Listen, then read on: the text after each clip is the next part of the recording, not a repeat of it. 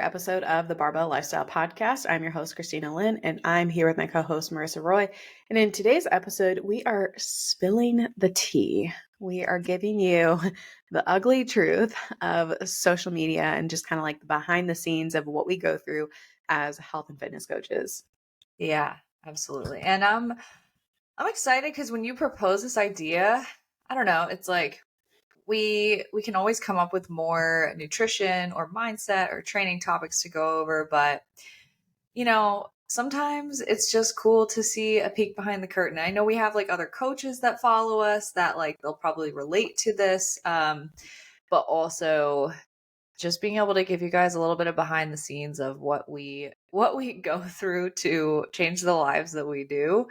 And I hope it doesn't come across as like complaining, because like I wouldn't trade any of this for the world, but at the same time, there's some double standards that we are up against at all times. That's really fun. Yeah. So we were talking a little bit off air we were talking about, hey, what should we talk about today? And I had just something that was brought up to me by one of our coaches who was kind of struggling with social media. And what she was initially kind of struggling with was this idea that like every single post has to be this like super informative, like literally the best thing that's ever hit the internet ever. And if it's not like jam packed with value, there's no reason to post it. And then the other side of the coin, that's a lot of pressure to create this like A lot of pressure. yeah, to create this perfect post, and which I 100% relate to. But Oh yeah. and then the other side of things is like, oh, what's the point? Like, what's the point of posting on social media? Like, I don't really, I'm struggling with that right now. So that was one thing that kind of sparked this topic. And then the second thing was you had reposted something that your former coach Cody had posted, Yeah. which was the dichotomy of social media and like the struggles where it's like, you need to do this, but you can't do this. You need to do this, but you can't do this. So like trying to find that like perfect balance. And I don't think that really exists, and probably looks different for different people.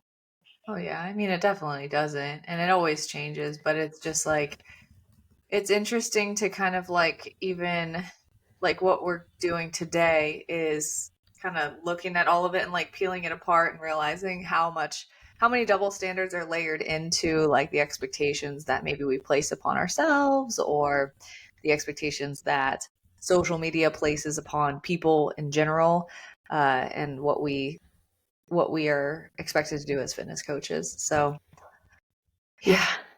do you Yeah. want to start So, with, where do you want to start? well, so I think that marketing is kind of different from like marketing angles, and like ethics are kind of like two different sides of the coin, I guess. But like, so I'm seeing marketing because something that I used to struggle with, and I'm sure you did too, is like, because you're really fucking smart. And so I think that sometimes, like, I mean, I did this when I was younger, right? When I was a newer coach, like you're trying to establish yourself as an authority in the field. And so it's very easy to get caught up in trying to use all of this correct scientific lingo. And like I 100% did this when I was, NASM certified, and I was using all the correct terms and like all this stuff. And it's kind of like, well, who are you appealing to? Right? Am I trying to appeal to another coach that they look at my coaching and go, oh, she's smart, she must know what she's doing? Versus like, am I actually helping someone with this language that I'm using? And so that was a struggle for me, because I'm like, well, I don't want to look like an idiot and like dumbing all this stuff down and talking about like, instead of, just building muscle versus like muscle protein synthesis, it's like, so that was something that I struggled with. And at the end of the day, I'm like, well, I just want to help someone. So if I need to change my language a little bit, and I might look dumb, quote unquote, in the eyes of other people, like I'm more than willing to do that to help someone like actually understand. Because even as a coach, sometimes I'll be reading people's posts, and I'm like, yeah, I'm not reading that. I'm Yeah. just, I'm not there. So I know that that's how like other people, as soon as they start to see like big words that they don't understand, they're just like, no, I'm not, Yeah. I'm not doing this. Yeah, I kind of put like what you broke down into the category of maybe just like content creation and like Hmm. because I mean I definitely if you've been around for long enough, you know that I definitely stroked my own ego there. I was citing my sources and which is not bad, right? Like it's great to cite your sources and be like this is reputable information. Absolutely. And every now and again, I think I should cite more sources, but it was like last line of every swipe post was like an encyclopedia of sources. And I just wanted to look like, okay, all this information is very credible. Look at me. I read the research. I'm so smart. And it was really just, yeah, it was looking for validation from other coaches in the space that I respected. And I just wanted to be on their radar versus getting on the radar of people who really needed my help. And when I look back, I think it's really funny like how many people still wanted to hire me with all the things that I like look back at and just like laugh at.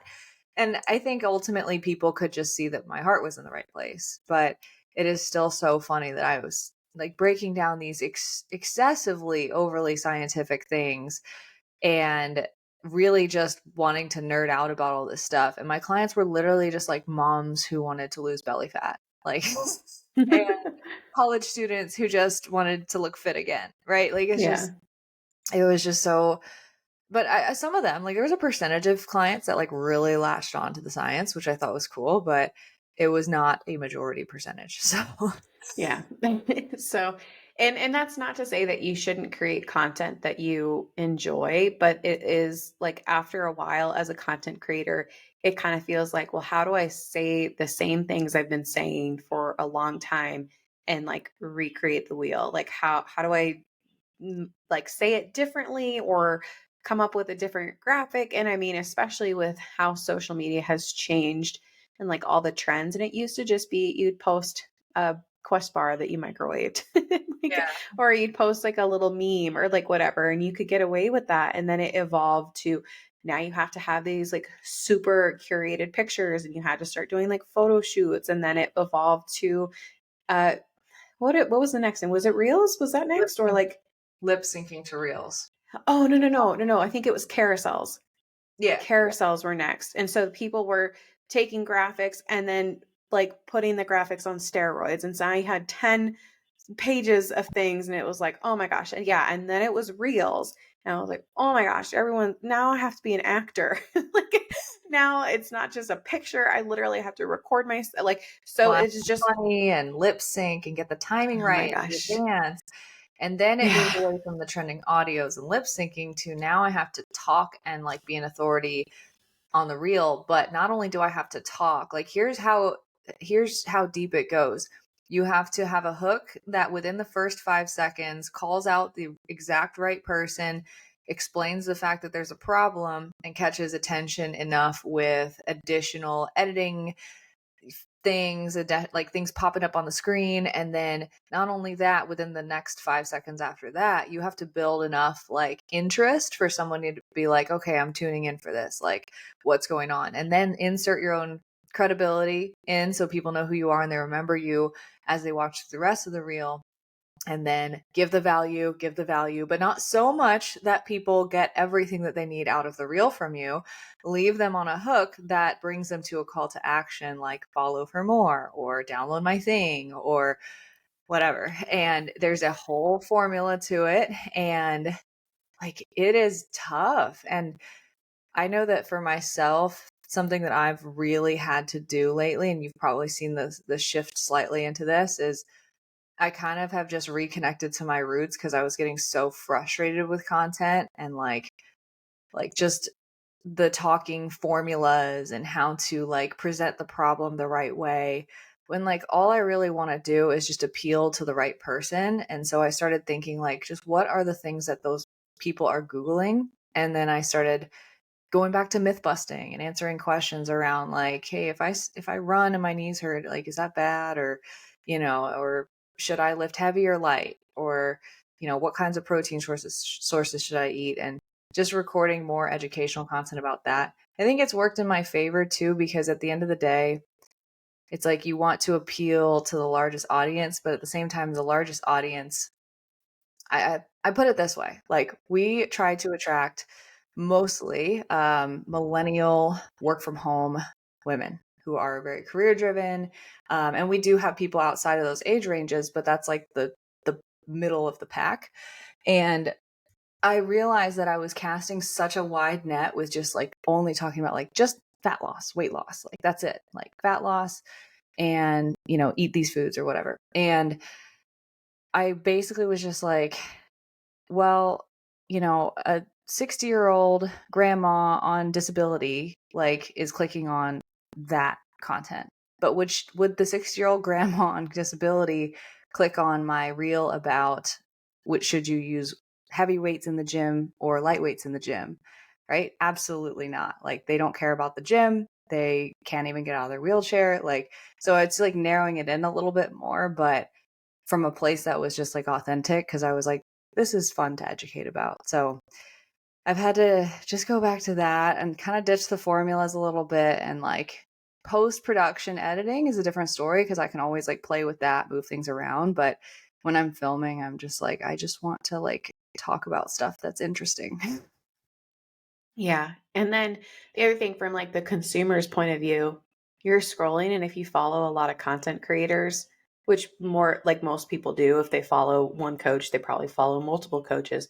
Yeah. You're getting bombarded with that same formula over and over and over again. So it's hard trying to like you have to stand out as a content creator and that's really hard, and so I think that that's kind of where the perfectionism kind of comes into play because you feel like every single post has to have the hook, has to have this, has to have the right content, but it can't be too educational, it's got to provide value, it's got to be funny, or it's got like, and so it's like it's really hard sometimes. You just like sit and stare at your phone and you're like, what the fuck do I post today? Yeah. um so yeah, so it's hard trying to do that. And I definitely have fallen victim of the perfectionism and something that Brock Johnson, so he's a big social media coach, like creator, content creator. He's very big on marketing, branding, and stuff like that. And it's really easy to not post one day and that to turn into a second day and a third day, and then it's been like 2 weeks, and the next thing you know, you're making a hey guys, I'm back from my social media hiatus because it's really hard to fall into that trap of this has to be perfect. And so one of the things I was telling my coaches is like, hey, like when you are creating content, like it's not going to be this like immediate reward. It's like, oh, I saw this post and it made me want to apply. It's like you could be posting for years, and the next thing you know, 2 years later, you have someone that you've never talked to before, someone that you didn't even know like follow you, who says, "Thank you so much for posting and sharing. I read every single one of your posts and it totally resonates and I'm ready for XYZ, or it's helped me lose 20 pounds on my own. I can't thank you enough." And so it is kind of one of those things where it's like it doesn't need to be perfect, but I just need to be helpful and provide content and speaking to the right person, kind of like you were saying earlier. Yeah, yeah. And actually recently I've had a few conversations with clients that are like they're not even on my roster, like they're on my coach's rosters, but I just talked with them and caught up, and like they will always just say like, just seeing your tips, seeing your this and this here and there, or like just your posts, like it keeps me motivated, it keeps me going, like just knowing that. And I always tell them too, I'm like, wow, thanks. Cause I don't know if anyone ever actually reads anything that I put Yeah. out. And Yeah. it's like you would think, like looking at, like, let's say you look at my profile or yours, you have, however many thousands of followers. I have 16 something, that like that wouldn't be something that we think about. But like it literally feels like no one fucking reads anything. Yes. Promote it on this page. Then you're like, like that's the only comment I get. Yeah. So it's like, it's helpful to know that like there are lurkers and people that appreciate what we do and kind of come out of the woodwork here and there. So yeah, but I think it's like you can also like whenever we're like forcing it too, like forcing a formula, like you could just feel it. Like I could feel it too. Like there was a season where, and a lot of my content is pre-scheduled, not edited by me, but I film it. And I just felt like everything that was going out for a while, like I was like, this is just like, it's me talking, but it's just like, it's not, there's no meaning behind it. There's no heart behind it because it's just cut from like the time that I spoke to this crowd of people and that's it. So I've had to be really explicit and spend a lot of time with my editor now to like dive in and like get the message right. And like post production review is like a process now Mm. because I'll film something, but then it's like when you put it together, it's like, oh, that's not the way I wanted it to come across. Right. And then, yeah, so there's just a lot that goes into it. Yeah, and that kind of takes us into the ethics of marketing. And I know that we've talked about this before because it's really, really difficult and it is not sexy to sell a, hey, this fat loss is not going to be quick. It's not going to be super easy and it's going to take some time. That is not easy to market. But Yeah. that's the reality. That's the reality is that like it's going to be slow if especially if you want it to be sustainable, you want it to last, like we're going to have to work on changing your habits, like you're going to have to put in a little bit of effort and it's really difficult because that doesn't sell. Like weight loss drugs sell. Like the person who's saying lose 30 pounds in 30 days, like that Like is what your sells. cortisol. Yeah. Yeah, Correct. yeah. And so that comes into how we market our programs, how we say things, and I think that you and I do a really good job of this. That Yeah. like we're not saying anything that's not true, but we have to package it up in a way that comes across as, oh, I would like that. Yeah. So it's hard. It's really really really hard. Yeah. Because I've been listening to $100 million offers over again Yeah. because some of the feedback that I got from my mentors is that one of the reason that our sales funnel is constrained is because the offer isn't sexy enough. And I was like, I know, Hmm. but like at the same time, You don't want it most to be at the same time, like, like yeah, it's like I'm still like the anti kid a little bit. Like I want to stay my ground in that, but at the same time that there's a level of that is self-sabotaging to the point where it's actually harming other people's opportunity to have the mm, change that they need, right? So it's the mhm, the mentality of like we know deep down in our hearts that like what we are trying to get across to people is like the hard stuff and is the not sexy stuff, and that's what they're going to be delivered in the program. And it's how can you toe the line well enough to where you're marketing to get the widest pool of people in to have the opportunity, but not such a big promise that it's so incongruent with what they're being delivered that they're dissatisfied, yep, but also, you know, it it's enough for them to say yes to an opportunity. But also, like, the sexier the promise is, the easier the yes is, the less convincing you have to do for someone, and the more people you could potentially help. And so that's the whole, like, that's the line with ethics and marketing that is so difficult to toe. Something that I've been thinking a lot about is like just including more guarantees because that's not mhm, something that I can't do. I can say if you go through the stages that we've outlined and you don't make the progress and like we have like contingencies on like if you've put in X amount of effort and we have the data to show you've been putting in the work and also, we take you through all this and you don't see the results, it's like, cool, here's a refund, or we'll work with you for free until you get there. Like one or the other.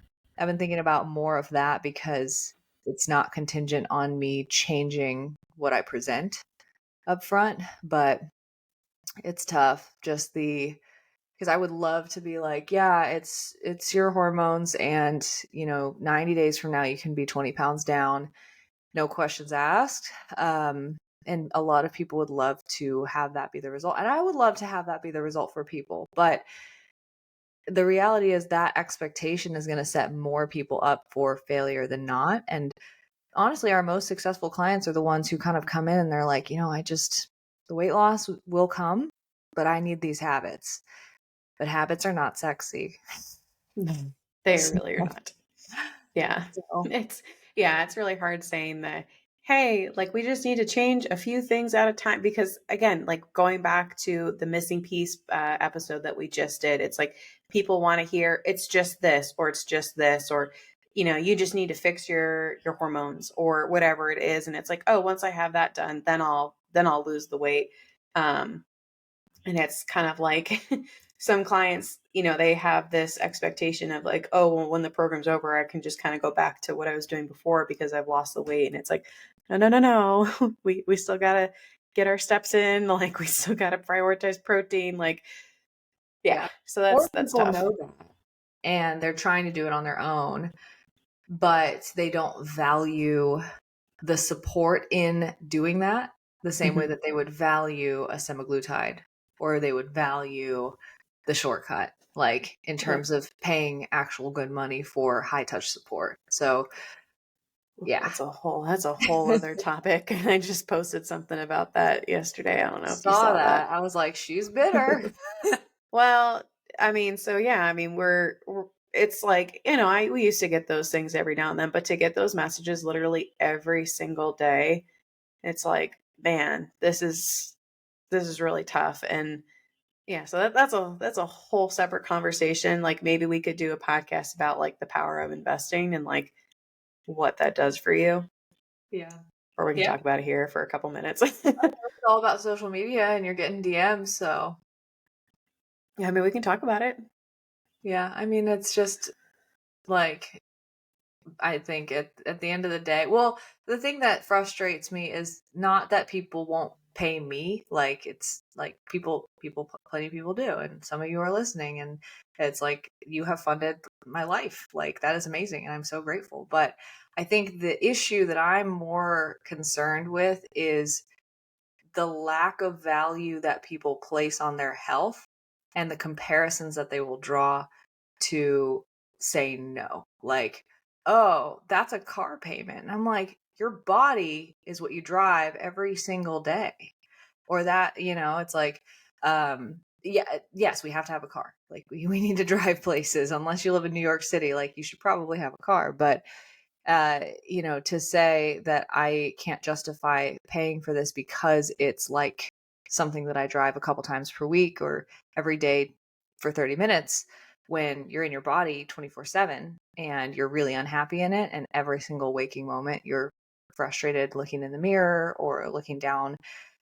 It's just that's what frustrates me. I don't care if you pay me or a different service or whoever. Like it's just the principle of you should value your health at a very, very high amount. And I think a lot of people say that they do or say that their health is of value to them, but their actions speak very, very differently. Um, and investing can be not just money, but time and energy and choices. So maybe you don't have the funds, and that's okay. Absolutely okay. But are you leading with your actions then and showing that your health is a priority through the choices that you're making, or at least investing your time in learning things that could help you get out of your own way or absorbing information or trying to take those steps? And if you are and you're struggling and you're in a bind, like I feel for you. But I feel like there's a very big population of people that are not walking the walk on that. Yes, and I wish I could pull up this particular like conversation that I had and just like in short, so this person said, "I don't want to pay for anything. Only interested if you need reviews or something like that and then it'll be free. Otherwise, I'm doing it on my own." And I'm like, "Okay." Then and my kind of thing was like, "Well, then do it on your own." Like Yeah. there's like where else, and she was like, all I need is accountability and someone checking in on me to make sure I'm doing what I need to do, and and I'm like, well, where in the world do you think you're going to find that for free? Like where do you think that you're going to get individualized custom one-on-one coaching and have someone check in on you more than once a week? I'm sorry, you're not getting that for free, and you're not getting good coaching for free. Yeah. And she was like, she talked about how she had a not so good previous coaching experience and kind of went into it. And I could kind of see a little bit from what she was saying. I'm like, you probably weren't a great client, because she was talking about like, yeah, and then they had to have me send this form in every week, and like, who has time for that? And I'm like, okay, so then you didn't understand the value of what that was. You didn't understand why your coach needed that information. Like, and it just seemed like she just didn't have a very good, maybe perspective with like what it entailed. And she was like, and I was sent this information that I could have looked up myself. And it's like, yeah, you could have. And if you then do it, like then look it up yourself and go do it yourself. But what you're paying for is the accountability. You're paying for that support, and that, how do I take all this information that's online and put it together for me to see results? And the other thing that you're paying for is a sped up experience. So like, Yeah. yeah, you could go online and do all this trial and error, and that might take you years, but if you work with a coach, you could greatly reduce the amount of time it takes you to reach your goals. But yeah, I'm all for it. Like, go and do it yourself. I love action takers, but a lot of people are not going to do that. And so I had a lot of people reach out to me, and they're like, these are the same people who are spinning their wheels. They're never getting to their goals. Like, they're wasting, $10 on this app. They're wasting $25 on this guide. They're spending money here and there. And if you look at it in the grand scheme of things, it probably is hundreds, if not thousands of dollars, especially for the people who are getting weight loss shots and are, doing all this stuff. So it's like, yeah, it's really hard sometimes to pay a large lump sum, and, whether all up front or over the span of a couple months. But if you break that down, like, you probably spend that over the past 5, 10 years that you've been trying to do this on your own. So yeah, that basically, I mean, the same idea that you and I have is people who pay attention. Like, if you have skin in the game, if you have some sort of financial, I don't want to say burden, but like, you're paying, like, you are that much more likely to be successful. So I was thinking about it. I'm like, okay, yeah, if I won the lottery, maybe I'd, offer free coaching, because I wouldn't have to provide a living for myself and other people. But then I was like, no, I wouldn't. I still would not offer free coaching, because it does not benefit the person receiving that free coaching. Yeah. And it would just be two not great experiences that are happening, and that person would be upset that they didn't see progress. And it's like, well, you're not paying for anything. It doesn't mean anything to you. Yeah. There's a very small subset of people that can be successful when it's free. And typically it's like when we run like a scholarship, it's like the winner of that. I mean, they've showed us, like, they put in the time and the energy to like make a great application, and really just engage with us up to that point, and we just knew they couldn't make it work, so we're going to award it to them, and they're going to be grateful and give their time and energy as an investment to themselves. But um yeah, but outside of that, like, yeah, it wouldn't be a service to do anything for free. But yeah, so unfortunately on social media, we fortunately and unfortunately we have a very large reach of people that we can talk to, and that means that we're dealing with a lot of different limiting beliefs and things like that. So Yep. um but I did want to touch on the I guess something like, even just like having that conversation here on this podcast episode like makes me feel a little raw. I'm like, ooh, I just gave my like actual opinion on that. What are people going to think? And I think that goes into like vulnerability and transparency. And there's a quote called like, or not a quote, but like a saying that's like, I don't know which way it's supposed to go. Show your scars, not your scabs, I think, because scars are healed and scabs are still open wounds, right?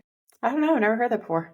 Yeah, show your scars, not your scabs. Yeah, I think that's right. I had it the other way earlier, but basically meaning that when you're being vulnerable, don't show the stuff that's like actually happening right now. Like, while it's open wound, like, that's not pretty. No one wants to see that. Show your scars. So things that you've already overcome. Show how it was hard, but how you are overcoming it. I think that there's something to that. That's a very safe way to be vulnerable, I think.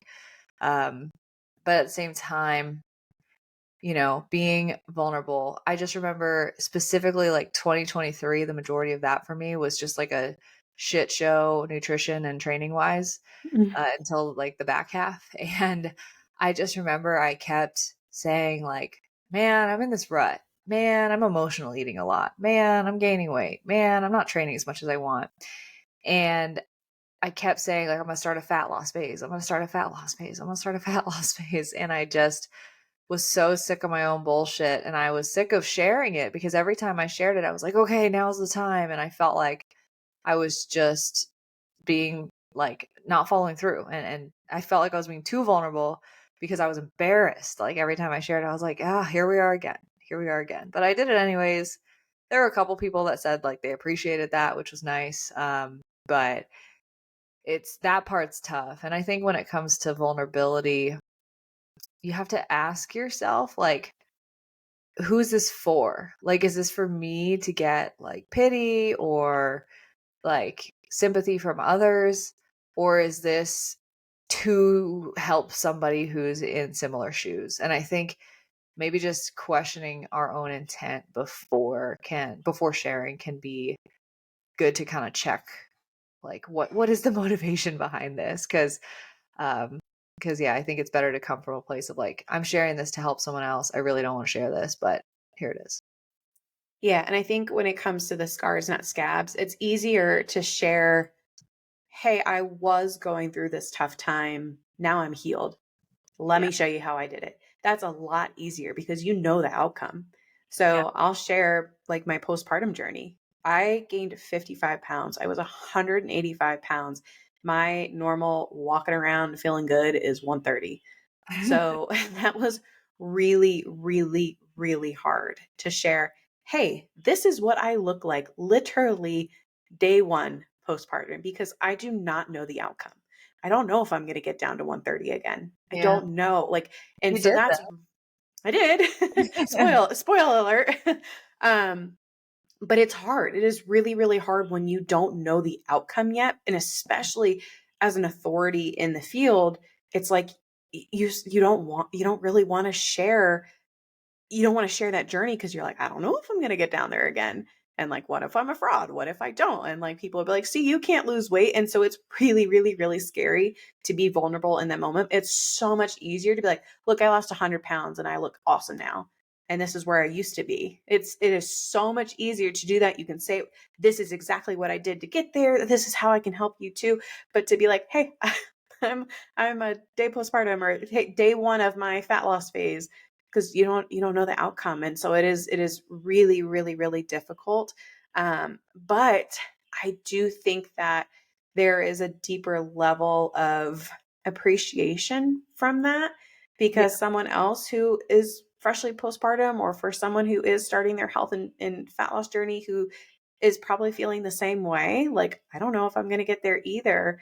It's kind of like, hey, we're kind of along this ride together, and it makes I think it helps people not feel as alone, but it's still really hard. Yeah. Yeah. And I think too, it's like, it's, yeah, I think it's questioning the motivation because it's also like you want to share as much as you can on social media, but also like don't share too much or too often. Like it's like, what's the Mhm. perfect dose of vulnerability, right? So like, here's my Yeah. highlight reel, and then oh, look, something that's not so perfect, like a little ding in the mirror or in the car, right?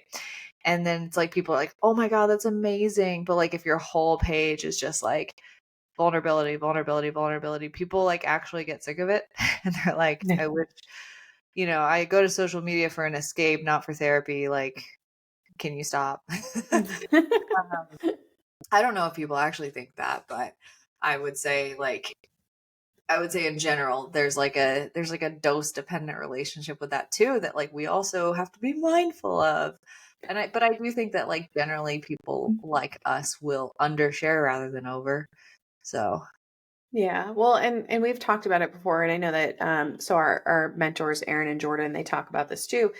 When they share like fuck ups that they've had in their business, and they're like, oh no, people aren't going to look at us as expert coaches, so therefore I shouldn't I shouldn't share this because people are going to not want to work with us because they don't think that we have our shit together.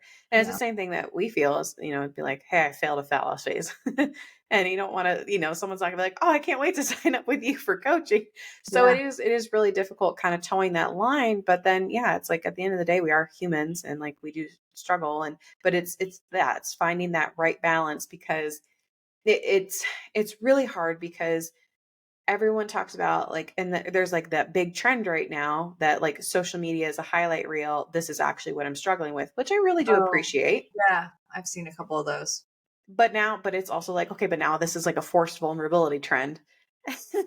So Yeah. like that's the other side of things that I see where I'm like, oh, but now if I do this, I'm just following a trend. And yeah. Yeah. Well, and I thought about that too because I saw a couple of those posts and I was like, I really like that. That's cool. Mhm. And then I thought about like, and then I saw one, so I saw one person's and like I swiped through it and I was like, oh shit, you're going through some shit, man. Like that's a lot. Had no idea. Thanks for sharing. And then I scrolled through another one and I was like, I feel like you're just doing this to like try to say that your life is hard when like actually nothing about this is a problem. Like in my eyes. And like not to invalidate someone else's. I'm sure it bothers her and she was struggling with it, but it was just like she's a like it was on my explore page. I don't know who the F this is, but it was some like digital content creator type of page where she like coaches people on social media and her swipe through was like one of them was like sometimes I get anxious that I won't bring on new clients or something was like one of the struggles and I was like okay. Welcome to my life. And I was like I get that like those feelings suck and they absolutely do suck. I have them too, but like I don't know, someone else just dumped like their worst life thing like that's happening right now with like their family member and then someone else is just doing it for the sake of vulnerability to share Right. their vulnerability and I'm sure the post helped someone else.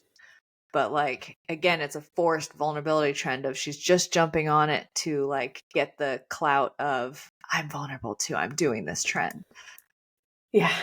Yeah. So that's like the forced vulnerability can be tough because it is I don't want to say marketing tactic, but it Can be kind of used as it can be used as one, but um there's like a joke within the fitness industry is like how you can turn anything into like fitness related content. Like I'll have to go back and through, but some of them like when they troll fitness influencers, it's really funny. oh, it's so But fun. then but then there's the other side of things where it's like, okay, yes, we understand that social media is a highlight reel. So that's why we do show our vulnerability and we do show what we're struggling with, even though that sometimes can be tough because we want to be seen as experts. But then sometimes it seems that like, but that's kind of what people want. They Yeah. want to follow the people that have the perfect lives. They like that's what because they're following because that's what they want. And not too And perfect. so but yeah, but that's the thing. It's like you can be perfect, but you can't be too perfect. You have to be vulnerable, but you can't be too vulnerable. Like or you can't be too real because then it's really hard towing that line. And so I think that at the end of the day, it's just kind of like I'm gonna post what I think is gonna be helpful for other people. Yeah. And if someone doesn't like that I'm not perfect, well, I'm sorry. Or if someone thinks that I'm share too much, like I'm sorry, but like I'm doing my best in what I feel like is a good balance of things. Well, and then from like the our side of things too, I thought of this and it's like our goal is to share on social media and be relatable and vulnerable and helpful so that people trust us, so that they pay us money and take our service so we can change their life. But like on a surface level, you could be like, but is that manipulation? And it's like because we're crafting a social media presence in order to gain trust, in order to, but it's like, yeah, that's so wild, right? Because on the surface, you could be like that is literally a definition of manipulation. But at the same time, it's I think what you really have to analyze is like where is the heart behind it and what is like the true motivator behind I think the motivator behind someone's business and what they're aiming to do, right? Is like somebody aiming to like my goal is to like actually help people change their lives for the better. Um, so I don't like, for example, I was on the phone yesterday with a woman And it was a really funny conversation because she had talked to one of my team members, and the team member informed me that she had been on calls with many, many fitness coaches up to this point and was just sick of hearing the same three pillars and the same, investment prices that are all over the place and super high price points, whatever. And I was like, I cannot approach this call like the same way that I would normally approach it, because I also have three pillars. And like I do have a framework that I typically will follow on some calls because it gives me structure and it makes sure I check the boxes of important things to cover. But I was like, I'm just gonna throw this one out, and I'm just gonna hear how she's feeling after all this. And we had such a productive conversation. I literally told her, I think you need to take a break from all these goddamn discovery calls. I think you need to shut out social media for like a month, because she didn't even know if she needed coaching. So I was like, give Hmm. yourself a shot. I was like, take it for a month, like do this on your own. And if you struggle, then maybe you need coaching. But like if you don't even know that right now and you haven't even given yourself a shot, like you have a ton of information. You said that this coach taught you this and this coach taught you that and I have this for you. So like go do that. And I was honest with her. I was like, listen, I would love to be that for you if you're struggling and you need it. Like please come back if you need it. Because hopefully I've been honest and transparent enough with you that like I've earned your trust. And again, I wanted to earn her trust. And I just knew that trying to sell her on that day was not the way to go about it, but not for my benefit, but for hers. Cause I was like, she was just lost, man. Like she was like, all these people have told me all these different things. And I just don't get it. And I'm like, I just want to get healthy. Like, why is it so complicated? I was like, yeah, girl, take a break. So that was like an interesting kind of like parallel to this of, yeah, I wanted to earn her trust, but not like with the sole end goal of like, I want her credit card number. Like, my end goal is ultimately to help her. And if she were to go take my advice, go do it on her own, and like go see amazing progress and not need a coach, fuck yeah. If she came back and she needed help and she was like, hey, I really appreciate our conversation and I would like to move forward, I would also be plenty fine and happy with that. And, I would love to help her do that. But I think it's just like, what is the sole motivator, right? Yeah. Because at the end of the day, you can spin anything into manipulation and negative intentions. Yeah, and that goes back to the investment portion where it's like would I like more people, like more clients? Yeah, absolutely. But it's not from a money standpoint. It's from I now get to help all these people. And I know that they're in our program and I'm so confident with what we do and what we teach that I want as many clients as possible. Yeah. Because I know that if they're with me, they're not with another shitty coach who's going to ruin their metabolism. Or, I made a post yesterday about Optavia, right? Where Yeah. it's like we're sharing those things because it's like I don't want you to either do what I used to do and have a bad experience, or do whatever and feel like you can't reach your goals. And so that's one of the reasons why we have so many free resources, because it's like I know that not everyone can afford coaching, which is, it is I won't even call it a luxury service, because again, like we were talking about earlier, it's your body, it's your health, it's your life. That is literally everything. And if you don't have your health, then it's really hard to enjoy other things. But that's why we have free Facebook groups. That's why we have free resources, right? Like that's why we do free discovery calls, because it's like if I can give you some piece of information that you can now go and be successful with, that's great Mhm. and good for you. And that's literally what we want, is we want more people to be healthy, because that trend is not going in the right direction right now. Yeah. A friend of mine actually put this in a really, really great way. He said that he was on a call with a prospective client who was like really resistant and was just like, I feel like you just want to sell me, blah, blah. And he literally just said to them, dude, my life does not change if you pay me this money. Like, it's going straight back into the business. I'm not going to go buy some like Gucci wallet or like do something crazy with it. Like, I don't really see it even. Like, my life does not change at all. But if you pay this money, does your life change? And the client or the prospective client was like, oh. shit, you're right. Like my life could change. And it's like, yeah, it's not about me. Like literally, I'm going to sit here at this fucking desk every day for as long as I live in this house for 10 hours a day and go on Zoom calls and run this business and talk on this podcast. Like that's what I'm going to do, and probably go do CrossFit and like eat sushi on the weekends. That's my whole life. Like I'm not here to like fill my pockets for the sake of buying a bunch of Gucci leather, right? But it's like ultimately it's your ticket into a lifestyle change. So I thought that was such a great perspective shift, because like I think there is a lot of skepticism for good reason, because there are people, many people in this industry who have come in to become a fitness coach because it was presented to them as a get rich quick scheme and make a lot of money really, really fast. And you can absolutely make a lot of money, make a big impact, and make a wonderful living. But is that the only reason you're doing it? And the problem that I have with the fitness industry is that the more people get into this business, the more we are perpetuating the problem with the things that we just discussed, like the marketing angles. Many of us are all going in with the right intentions. Like, I want to help people. Like, I hear it from every fitness coach. I want to help people. And I truly believe that their hearts are in the place to do that. But if you maybe just haven't thought through like the ethics of it, or just don't have enough education, or you're too green to the space, or you just got in too quick, you could be, under the guise of I'll sell them what they want and I'll give them what they need, and just create more problems with people and take people's money and not and do them a disservice. And so I think it's just important that this stuff is discussed so that people can be aware of like how thin these lines are, and hopefully walk on the lines better. Yeah.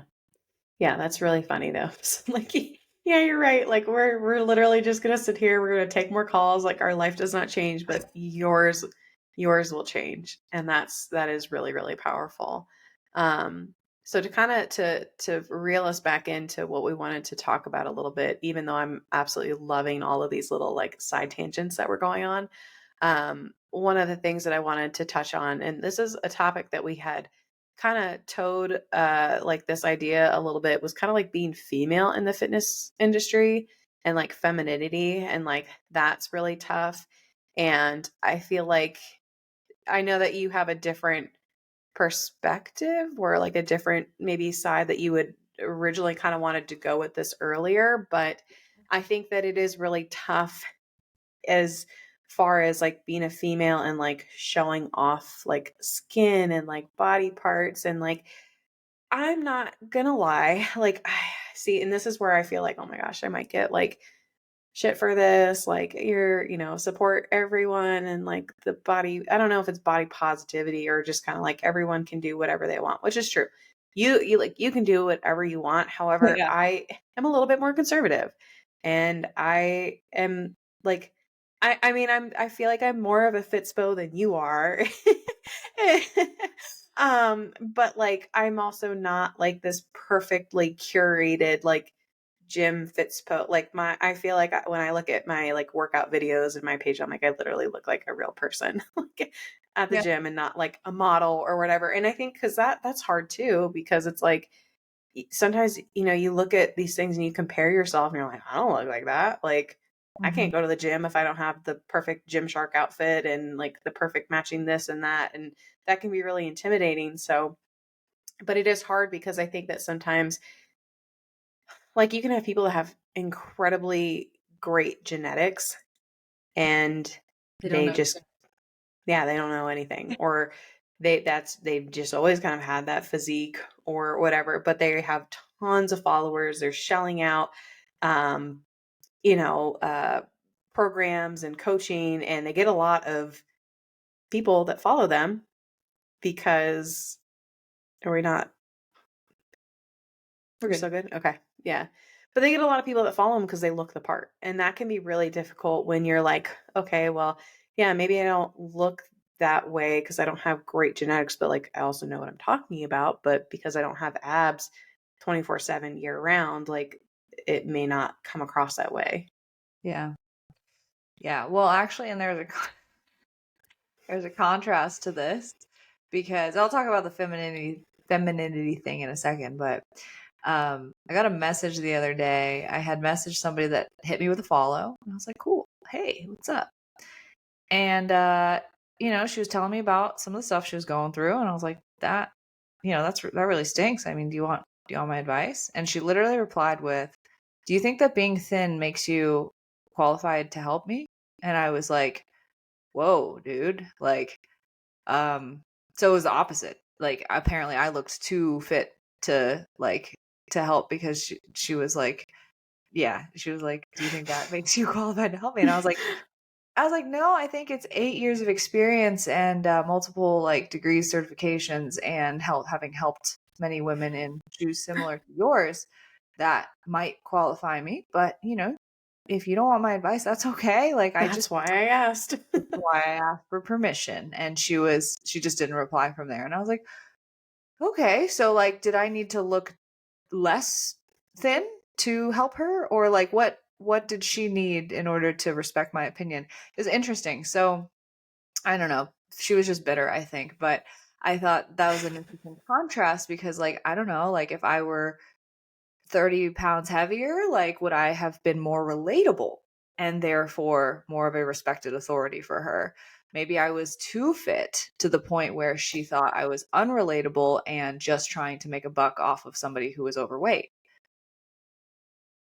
I mean, I definitely like, I mean, there are some people where especially the ones that are like, not only do they look like they're going to step on stage tomorrow and that's just like how they walk. Well, I don't know. I think some people can walk around like they look like they're going to step on stage and it's easy for them to maintain because of genetics. And then there are some people who look the part but are incredibly, incredibly unhealthy. They either have a very, very poor relationship with food and or exercise.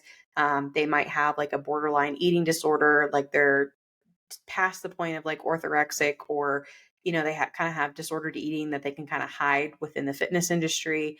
Yeah. So there's a lot of kind of like behind the scene things, but like when I see someone who's like extremely athletic and they're doing like it looks like they're getting ready to do some like ninja warrior competition and that's their workouts, like even for me as a fitness coach, I'm like, okay, like I can't relate, I can't like Yeah.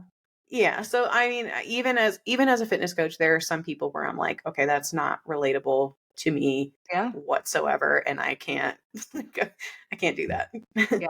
Maybe my handstand push-ups have just like put me in a new league, Ooh.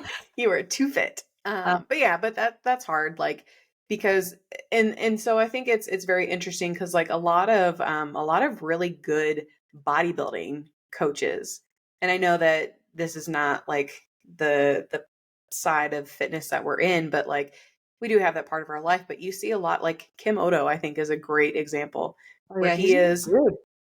he's just like an older white dude who's, I mean, he's not in He's, great shape. yeah. No, He I think just he's got kind a of little looks, belly, right? yeah, I mean, but like he coaches the top athletes in the world, Yeah. but doesn't look the part. There was a video I was watching. It was some so Aaron's doing a lot of running right now, so that's what our YouTube feed is. And he was watching some Olympic trial prep training in Kenya for some of the Olympians running on like a dirt track, and like someone was YouTubing it or whatever. And they go and talk to the coach, and the coach is just this old Kenyan dude, like got a beer belly, like just like chilling. And he's not running, he's not doing any of it, but he preps guys for the freaking Olympics, right? So it's like, yeah, it's so it's like look the part, but look like a real human still, like, right? That's the dichotomy is you got to be fit, but you also you need to look like a real person still and be relatable enough so that I don't feel so intimidated in my interactions with you. But some people really like the feeling of intimidation and they go for it. So you can't please everyone. No, you can't. And I think that goes back to the conversation we had earlier about like the qualities of like good coaches, is I think that there is a correlation of if you do look the part, and that can be If like, you how do walk you define that? if you walk Yes. the walk. Yes. If you are doing what you preach, I think that that gives you a very different level of being qualified to talk about things and to give advice in the same way that I appreciate, you know, former bodybuilding coaches that have done bodybuilding shows because I'm like, I know that you know that like what I'm going through. And like there's some level of like you get it. You understand it. You've done this before. Like cuz I mean that would be kind of crazy to be coached by someone who's like never had like a transformation. Like, Yeah. you know, that can be really hard. But that's not to say that you need to hire a coach that has gone through everything that you've gone through. It just helps because they can kind of relate in a different way. Um, You you think know, we about, talked about sorry. I was gonna say, you think about the principle that people hire coaches, not coaching. So like generally people will gravitate towards people that have similar stories and backgrounds to them. Mhm. So it's just a natural like gravitation. That's all I was gonna say. Yeah, yeah, because I mean, like I've had clients that will come to me and they'll be like, "Hey, like I had a good experience with my past coach, but like I just can't relate to them anymore." You know, they're a 20-year-old teeny bopper. They have no kids. They're going out clubbing every weekend, and I'm at home, you know, breastfeeding my little one, and I'm going to bed at 8 o'clock because I'm beat. And they're like, I just can't relate with that. Or, you know, they're trying to give me advice saying we all have the same 24 hours in the day and I am a mom, and that is absolutely not true. You know, so it's like Yeah. that can be very different versus same thing. It's like for me as a contest prep athlete, I wouldn't want someone that has never done that before coaching me through because I'm like, well, you don't know what this is like. You don't know. You've never personally felt prep brain. You personally have never felt, you know, X, Y, Z. And so yeah, I definitely think that we gravitate towards people that we can relate to. Yeah. Or if we don't, it's because we can respect the difference. So actually, you made me think of something else. We should probably just cut this episode into two parts. But basically, one of my clients, longtime clients, finally made an Instagram account and followed me last night and was going back on the posts and found one post that I made of us two together. And the story I told on that post was how I almost lost that person as a client because they have kids, they have a really rigorous job, they have, you know, hundreds of people that report to them in their job and billions of dollars on the line with what they do. And they basically said, you know, really, really busy, blah, blah, blah, whatever. This was years ago when I said this. And in a reply, I said, I totally get it, but like, we got to get this done, was my reply. And the person called me out and was like, hey, just want you to know, like, I think a lot of people would really shut down if they heard that from you because you are 21 years old. You don't get it. And like, I literally sat and stared at that email for hours and I was like, oh my God, I don't. Like, and it was just such a huge learning experience for me of like, I, and I'm very particular about how I speak to people whose life situation I don't get. Like, if you're about to get married, I'm like, totally get it. Yep. Totally stressful. Yep. If you have kids, if you're an empty nester, um, if you just any different life circumstance, I will not say the words, I get it. Like, I will say, I can only imagine what you're going through. And I think it's little things like that of like being able to respect that, okay, we don't have the same 24 hours in a day and you have a kid and I don't know what that's like, but I see that you're struggling and I really want to help. So like, where can we kind of meet in the middle and find the solution? Right. Such a big difference from we got to get it done. I get it. I totally get it. But you gotta suck it up and get it done. I was that coach probably that was probably 4 or 5 years ago at this point. Yeah. That happened. So thank God that it did. And thank God that that client now is going through some shit, going through some life shit. And we're still working together. And how I handled it this time was I can only freaking imagine, how can I be of best support to you? What kind of coach do you need me to be today? Like, very different conversation. So I've grown a Yeah. lot thanks to that person's. But with that being said, right? It's like you don't always have to be relatable, but like if but you have to definitely respect the differences if you're not relatable in Yeah. that way. Yeah.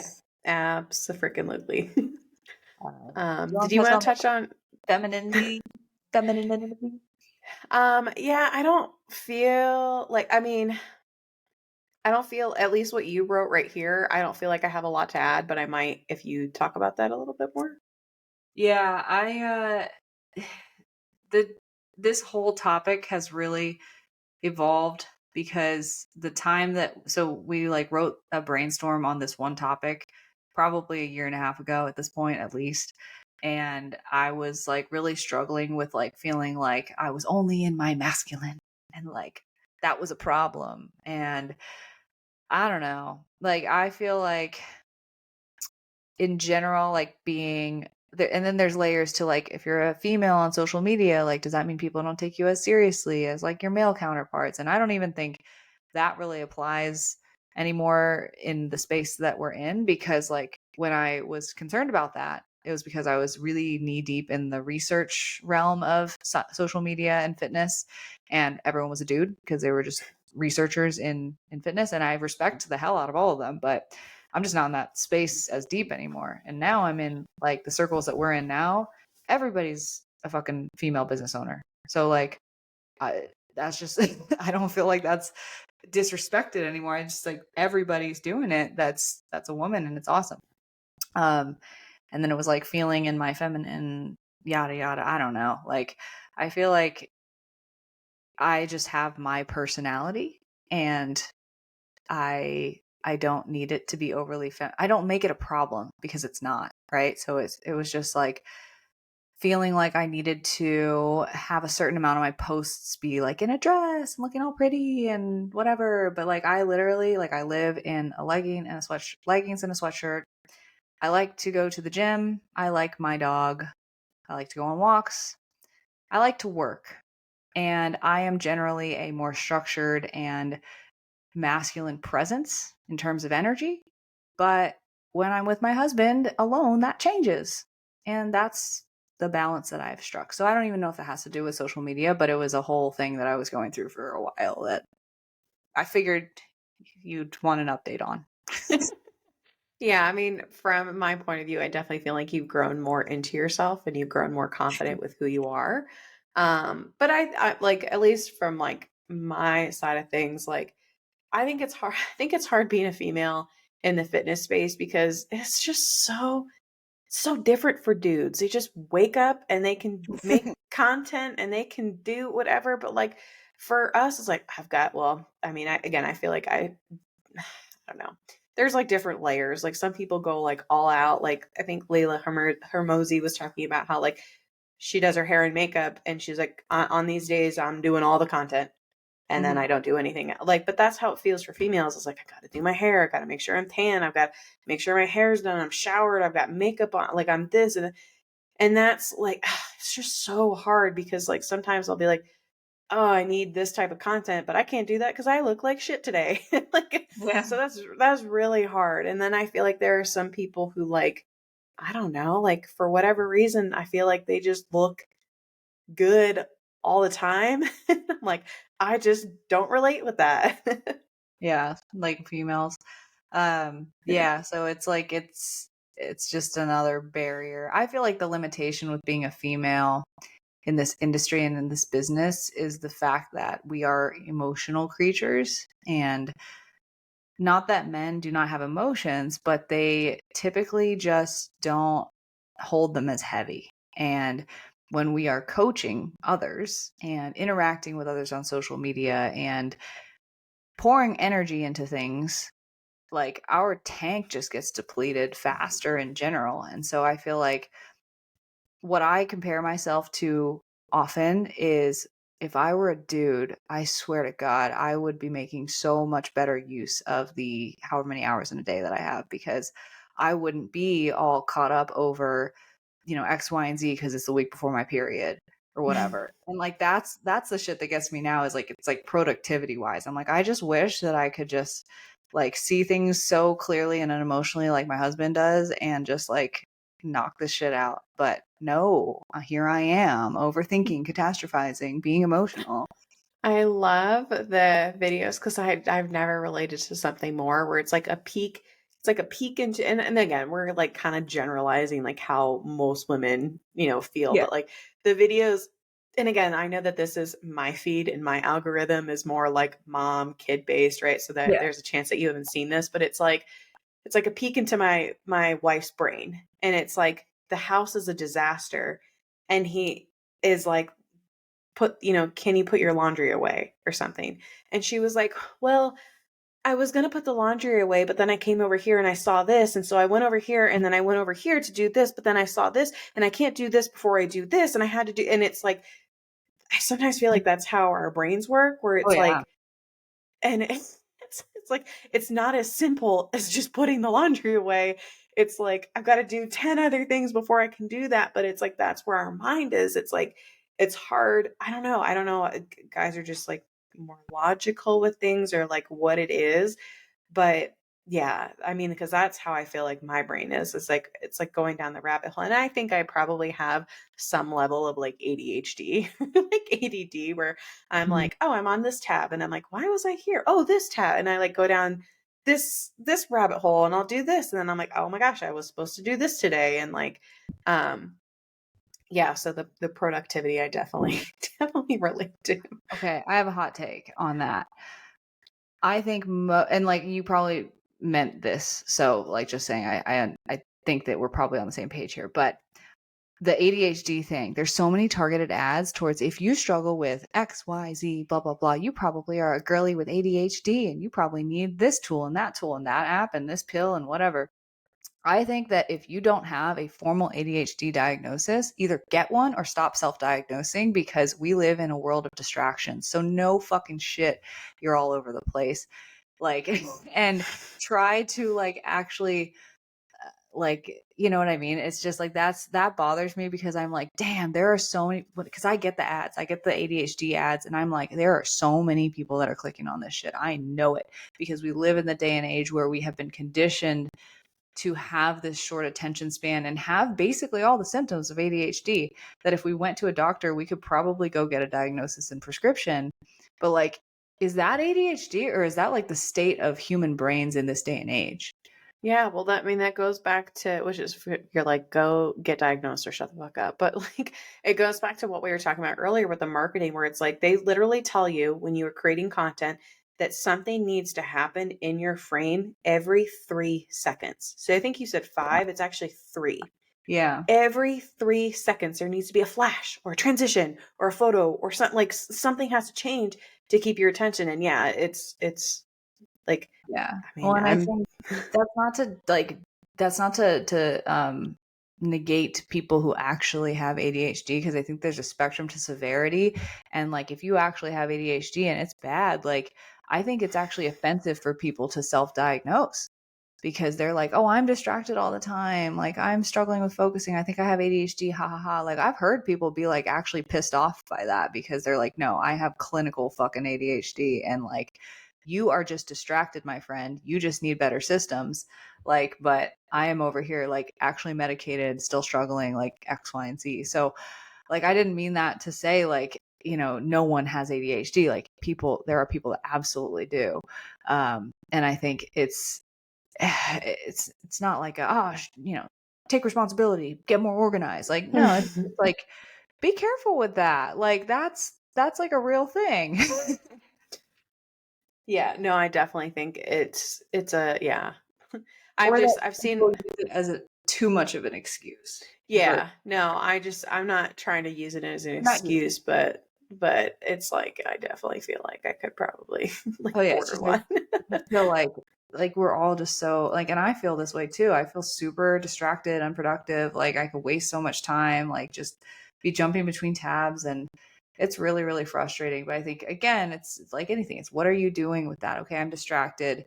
Am I working on my organization skills? Am I trying my best to get the best systems? And if I'm still struggling at that point, am I reaching out for help? Am I looking for a diagnosis? Like, what else am I doing?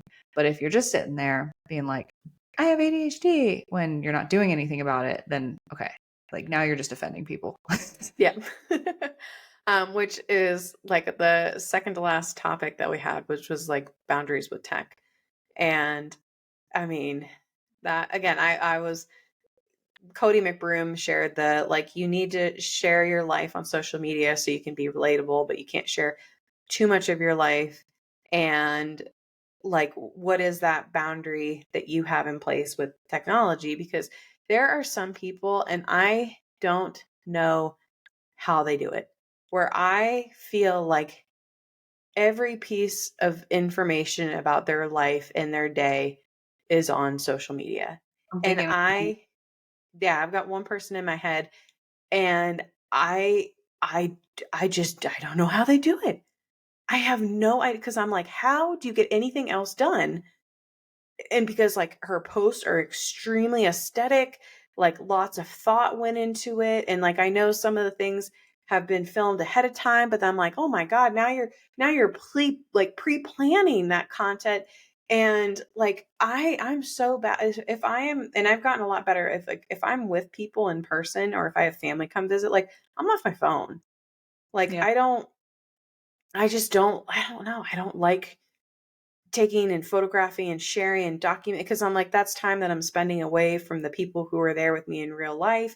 But at the same time, like you can't just go radio silent. Like I mean, I do sometimes. I'm like, oh shit, I haven't posted anything in like yeah, a couple days. So it is really really really difficult, especially when I feel like for us, like our job is to be on social media and to be social.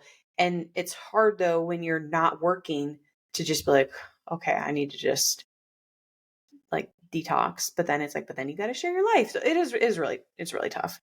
yeah. That's something that I think at the end of the day, what I realize, even just like sitting here thinking about it, is the amount of pressure that I put on myself to show up actually creates me showing up less because I'm like, I gotta post on my stories today. I gotta get on my stories and talk today.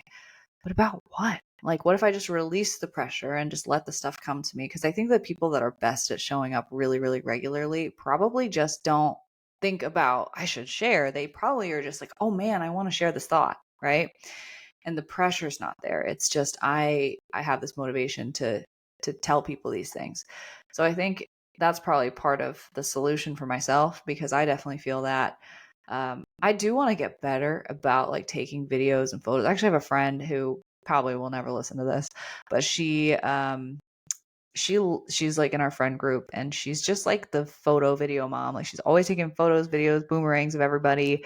And that's just her thing. That's what she does. And I actually really appreciate it because I'm like, shoot, now I have like something to use for like, lifestyle content or whatever.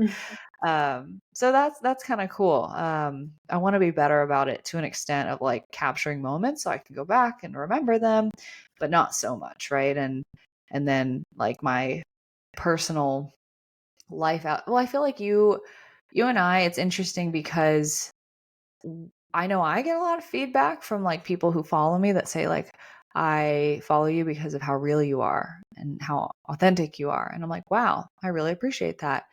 But at the same time, there's a lot that I don't share. I know there's a lot that you don't, not for any reason to hide, but like it's not relevant or necessary. So it's like you can be vulnerable and authentic on social media without being like, these are my personal life problems, right? Like you can just share like vulnerable, authentic fitness, vulnerable, authentic lifestyle, nutrition, and stay in that lane. And I feel like we've struck a good balance with that. There's times and places where I'm like, oh, I want to share a little more personal stuff. Like, but I typically stay in one category. But I admire people who can kind of balance it all, but I mean, but yeah, I think it's you can strike a balance of being sharing a lot, being personable without kind of getting out of our lane. Because the flip side is like there are people, for example, like something that I won't do, and I'll just say this here, like the 2024 election coming up, like I will not be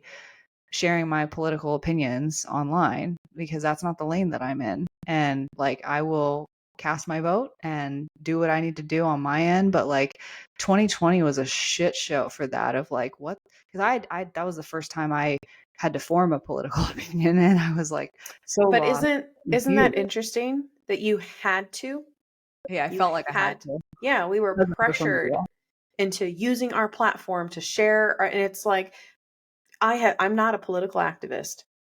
I Yeah. have my thoughts, but I am not an expert. And I almost sometimes think it would be a disservice if I shared my opinions because I don't have the full picture on Oh things. yeah, I'm pretty ignorant. So yeah, but it's like that's like, I think it's important to be vulnerable but stay in our lane. And there are people that walk over that line and say, you know what, I'm a fitness page, but I want to share these opinions for these reasons. And that's their personal prerogative. And that's awesome for them. Like I support them in doing that.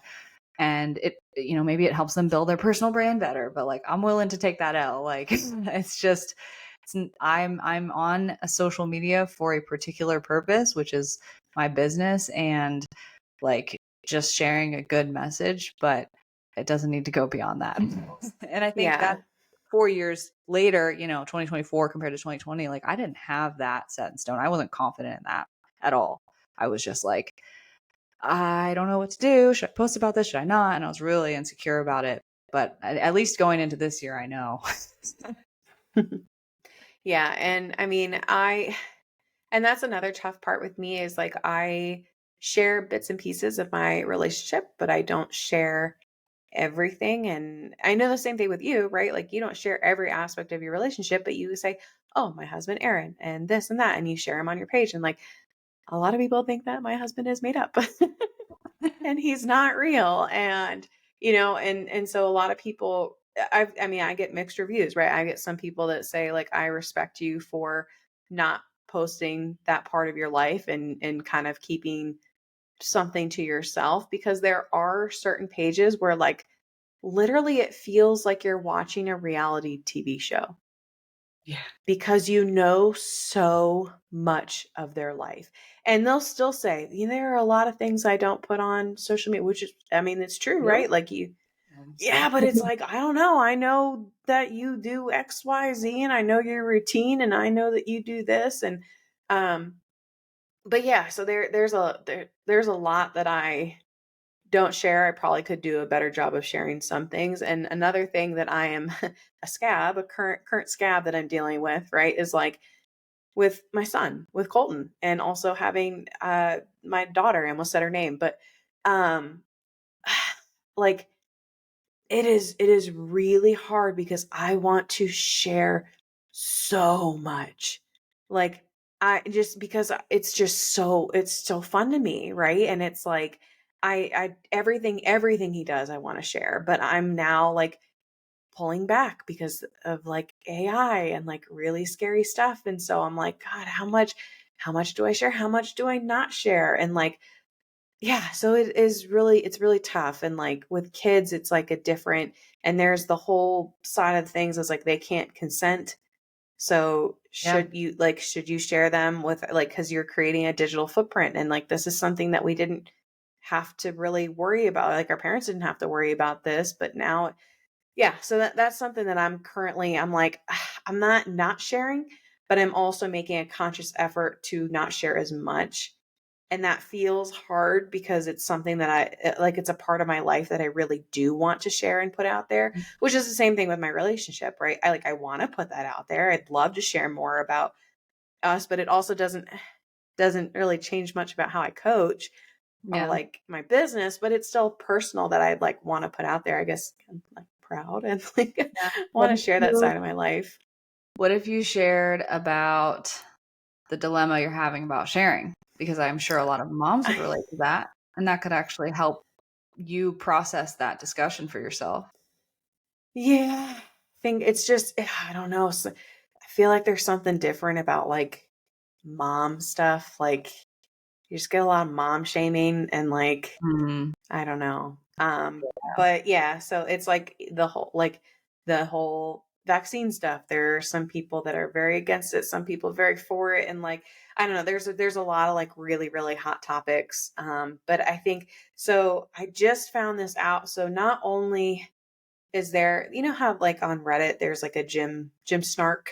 Like I don't know if you've no, ever heard of that. I've Okay. never been on Reddit I before. don't know Fun how I fact. stumbled across it. I don't know how I did, but there's this whole Reddit page that is dedicated to like Fitspos, and there's now a gym mom snark, and they Nice. snark on fitness moms, and I'm like, oh my, yes. There's a lot. So I think that goes into like the how much do we share? Because I think that sometimes what happens is if you overshare, I feel like followers almost feel like they're entitled to certain information. And I've seen this when people break up. And it's like, well, you shared so much of your relationship, so why are you not sharing this? Like Yeah. they have that entitlement aspect to your life. Yeah. Or like the more you share, the more people can kind of be like, well, you put it out there, so it's on you if you're getting judged or ridiculed, right? Like, Yeah. because there's people that get shit on and then they're like, why me? And then people are like, well, because you put it out there. And like, Yeah. and it's like, whose side do you go on? I don't know. That's a Yeah. tough question.